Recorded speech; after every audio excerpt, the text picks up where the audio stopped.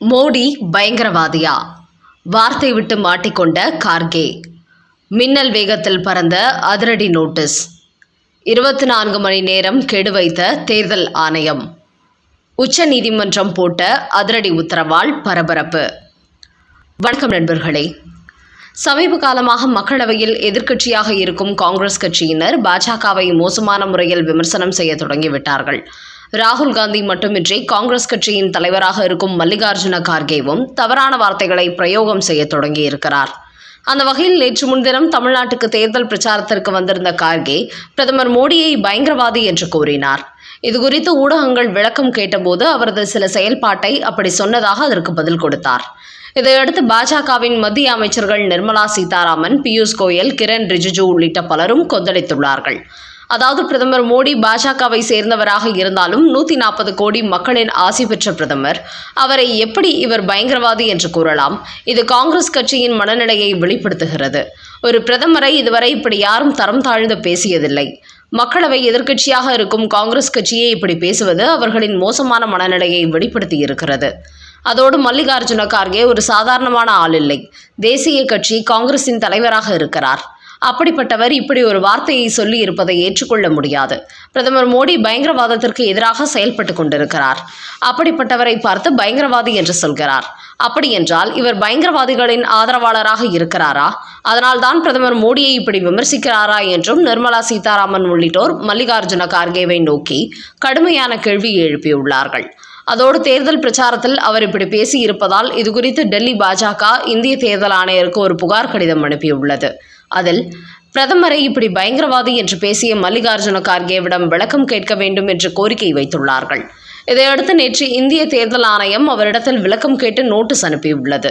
இந்த விமர்சனம் குறித்து 24 மணி நேரத்திற்குள் மல்லிகார்ஜுன கார்கே விளக்கம் அளிக்க வேண்டும் என்றும் கமிஷன் கெடு வைத்துள்ளது. அதோடு மத்திய அமைச்சர்கள் நிர்மலா சீதாராமன், பியூஷ் கோயல், கிரண் ரிஜிஜு மற்றும் தமிழக பாஜகவின் அண்ணாமலை உள்ளிட்ட பல தலைவர்களும் பிரதமர் மோடியை தீவிரவாதி என்று பேசிய மல்லிகார்ஜுன கார்கே தனது பேச்சுக்கு மன்னிப்பு கேட்டாக வேண்டும் என்று எச்சரிக்கை செய்தி வெளியிட்டுள்ளார்கள். இப்படி பலரும் எச்சரிக்கை விடுத்திருப்பதோடு தேர்தல் ஆணையமும் மல்லிகார்ஜுன கார்கேவுக்கு நோட்டீஸ் அனுப்பியிருப்பதால் அவர் அவசரகதியில் விளக்கம் கொடுத்திருக்கிறார். அதில் பிரதமர் மோடியை நான் பயங்கரவாதி என்று சொல்லவில்லை. மக்களையும் அரசியல் கட்சிகளையும் அவர் அச்சுறுத்தி வருகிறார். அதைதான் அரசியல் ரீதியாக அவர் மக்களை மிரட்டுகிறார் என்று தெரிவித்தேன் என்று இதிலிருந்து தப்பிக்க ஒரு விளக்கம் கொடுத்திருக்கிறார். என்றாலும் இதை பாஜக ஏற்கவில்லை. இப்போது அவர் சொல்லும் வார்த்தைகள் வேறு, அந்த போட்டியின் போது அவர் சொன்ன வார்த்தைகள் வேறு. அவர் பேசிய வீடியோ டெல்லிக்கு வந்துவிட்டது. அதை இப்போது திசை திருப்பும் வகையில் சமாளிக்கிறார் என்று சொல்லி அவர் விளக்கத்தை ஏற்க டெல்லி பாஜகவினர் மறுத்துள்ளார்கள். ஆக அவசரப்பட்டு வார்த்தையை விட்டு தேவையில்லாமல் பிரச்சனையில் சிக்கிக் கொண்டுள்ளார் மல்லிகார்ஜுன கார்கே. அடுத்த செய்தி. ஜனநாயகத்திற்கு ஆபத்தாக செயல்படும் மம்தா பானர்ஜி.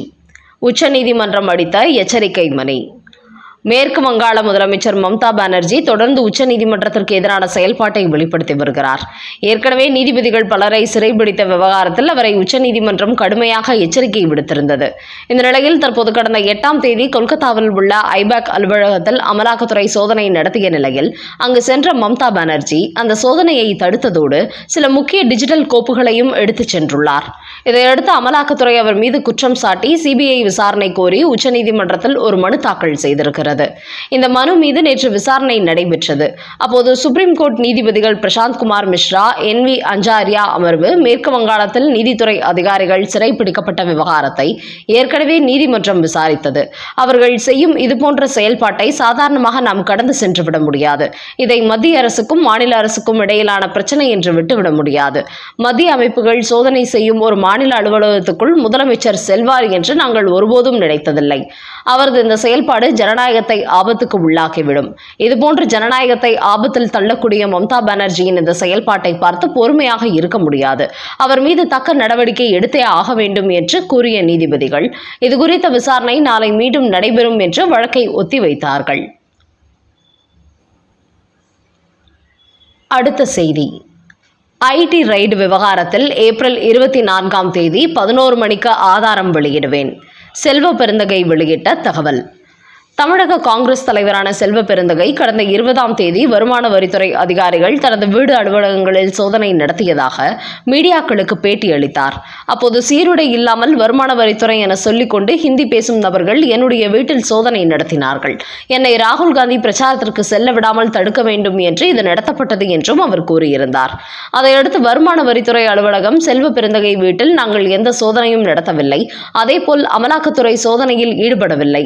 அப்படி இருக்கும்போது சென்னை கீழ்ப்பாக்கத்தில் உள்ள அவரது இல்லம் உள்ளிட்ட இடங்களில் வருமான வரித்துறை அதிகாரிகள் சோதனை நடத்தியதாக கூறிய விவகாரத்தில் அவர் எங்களுக்கு விளக்கம் அளிக்க வேண்டும் என்று வருமான வரித்துறை செல்வ பெருந்தகைக்கு நோட்டீஸ் அனுப்பியது.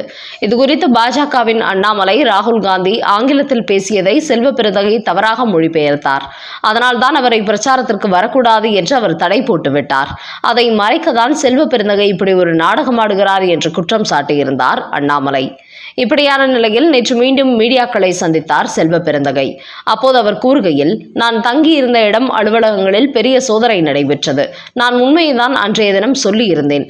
இன்று இரவு அது குறித்த ஆதாரங்களை வருகிற 24ஆம் தேதி காலை 11 மணிக்கு வெளியிடுவேன் என்று கூறியிருக்கிறார் செல்வ பெருந்தகை. குறிப்பாக ராகுல் காந்தியின் தமிழ்நாட்டு பரப்புரையை முடக்குவதற்காக இந்த சோதனை நடத்தப்பட்டது. ஜனநாயகத்தின் மீது எனக்கு நம்பிக்கை உள்ளது. இதன் பின்னணியில் நடந்த உண்மையை நான் கண்டிப்பாக வெளிச்சத்துக்கு கொண்டு வருவேன் என்று கூறியுள்ளார் செல்வ பெருந்தகை.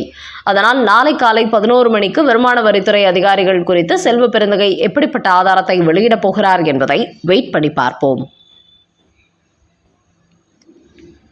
அடுத்த செய்தி. விஜயை சாதாரணமாக நினைத்து விடாதீர்கள். ஜோதிடர் செல்வி வெளியிட்ட தகவல். தமிழக வெற்றிக் கழக தலைவர் விஜயின் அரசியல் பிரவேசம் எப்படி இருக்கும் என்பது குறித்து ஜோதிடர் செல்வி வெளியிட்டுள்ள ஒரு தகவல் வைரலாகி வருகிறது. அவர் கூறுகையில், விஜயின் ஜாதக கட்டங்கள் எனக்கு நன்றாக தெரியும். அதன்படி தற்போது அவருக்கு நீச்ச பங்கை ராஜயோகம் நடக்கிறது. இந்த நேரத்தில் ஒரு பெண்ணால் அவருக்கு பிரச்சனை வரும் என்று ஏற்கனவே நான் கூறியிருந்தேன். அதன்படி அவரது மனைவியே அவரை நீதிமன்றத்திற்கு இழுத்து விட்டார். என்றாலும் அது பெரிய அளவில் எடுபடாது என்று கூறியிருக்கிறார் ஜோதிடர் செல்வி. அதோடு விஜயை ஆதரிப்பவர்கள் அனைவருமே நன்கு படித்தவர்கள், இளைஞர்கள். அதனால்தான் அவரது வருகையை கண்டு திராவிட கட்சிகள் அச்சப்படுகிறார்கள். அவருக்கு நகரங்களில் மட்டுமே ஆதரவு இருப்பதாக கூறினாலும் அது கிராமங்களை நோக்கியும் தற்போது போய்கொண்டிருக்கிறது. விஜயின் அரசியல் வருகையால் தமிழகத்தில் நீடித்து வரும் 60 ஆண்டு கால திராவிட அரசியலுக்கு ஒரு முற்றுப்புள்ளி வைக்கக்கூடியதாக இருக்க போகிறது. அதேபோல் காங்கிரசுக்கு பிறகு தமிழ்நாட்டில் தேசிய கட்சிகள் வளர முடியவில்லை. ஆனால் அடுத்தபடியாக பாஜக தமிழ்நாட்டில் வளரப்போகிறது. இப்படி தமிழக வெற்றிக் கழகமும் பாஜகவும் தமிழ்நாட்டில் வளரும் போது 2 திராவிட கட்சிகளும் கரைய தொடங்கிவிடும் என்று கூறும் ஜோதிடர் செல்வி, இந்த சட்டமன்ற தேர்தல் முடிவு யாரும் எதிர்பார்க்காத ஒரு முடிவாக இருக்கும். இப்போது விஜய் குறித்து போட்டு வரும் அனைத்து கணக்குகளையும் அவர் பொய்யாக்கி விடுவார். அந்த அளவுக்கு ஒரு பெரிய வாக்கு வங்கியை அவர் உருவாக்கி காட்டுவார். இது திராவிட அரசியலுக்கு முடிவு கட்டப் போகும் ஒரு ஆரம்பமாகத்தான் இருக்கும் என்று கூறியிருக்கிறார் ஜோதிடர் செல்வி. மு.க. ஸ்டாலினை தடுமாற வைத்த பெண்கள் கூட்டம் யாருக்கு ஓட்டு போட்டார்கள்? இன்று 2026 சட்டமன்ற தேர்தல் நடைபெற்று வரும் நிலையில் நகர மற்றும் கிராமப்புறங்களில் ஆண்களை விட பெண்களை போட்டி போட்டு வாக்களித்து வருவதாக தகவல்கள் வெளியாகியுள்ளன. ஆனால் இது குறித்த தகவல் திமுக தலைவர் மு.க. ஸ்டாலினுக்கு தெரிவிக்கப்பட்டதை அடுத்து வாக்குச்சாவடிக்கு பெண்களின் கூட்டம் அதிகமாக வருவது மகிழ்ச்சியான விஷயம்தான். ஆனால் அப்படி வரும் அவர்கள் திமுகவுக்கு வாக்களிக்க வந்திருப்பார்களா, இல்லை தமிழக வெற்றிக் கழகத்திற்கு வாக்களிக்க வந்திருப்பார்களா என்பதை தெரிந்து கொள்ள வேண்டும். அதனால் இன்று மாலை நேரங்களில் அந்தந்த பகுதியில் உள்ள பெண்களை சந்தித்து யாருக்கு ஓட்டளித்தீர்கள் என்று ஒரு சர்வே நடத்துங்கள். பெரும்பாலும் பெண்கள் பொய் சொல்ல மாட்டார்கள். அதனால் அவர்கள் சொல்வதை வைத்து இந்த தேர்தலில் பெண்களின் அதிகப்படியான ஓட்டுகள் யாருக்கு விழுந்திருக்கும் என்பதை தெரிந்து கொள்ளலாம். அப்படி திமுகவுக்கு அதிகப்படியான பேர் வாக்களித்திருப்பதாக சொன்னால் அதுவே நம்முடைய வெற்றியை உறுதிப்படுத்திவிடும் என்று மு.க. ஸ்டாலின் சொன்னதாக சில அறிவாலய புள்ளிகள் சோசியல் மீடியாவில் கருத்து வெளியிட்டு வருகிறார்கள்.